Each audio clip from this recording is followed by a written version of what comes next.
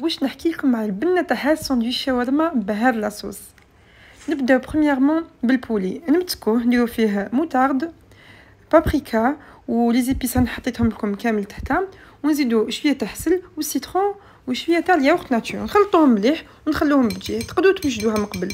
نروحو دوكا نديرو صوص الثوميه باسهل طريقه وبديل المايونيز. ندير هنايا الياغورت ناتور ولا الياغورت غريك، زدت له الثوم وشويه تاع حسل وشويه تاع سيترون وشويه تاع ملح.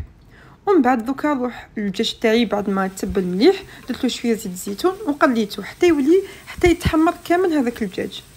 وكما على بالكم انايا الخبز ديجا وجدته من قبل، عطيت لكم ديجا لا ريسيت. ومن بعد زدت قطعت شويه تاع البصل، زدت له السماق وخلطتهم.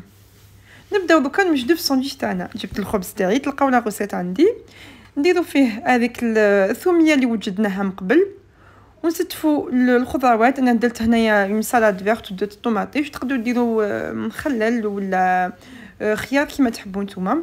زدت هذاك الدجاج اللي طيبته، ومن بعد نغلق الساندويتش تاعي ونديرو يتحمر مليح. انا هنا السكري نزيد لكم ثاني انكم بعد ما تحمروه في لابانينوز ولا تبيسيوه مليح، هذيك لاصوص اللي تخرج لكم من الدجاج كامل طلوه بها ويجي فريمون بنين هذاك الخبز. ان شاء الله تجربوها وتعجبكم.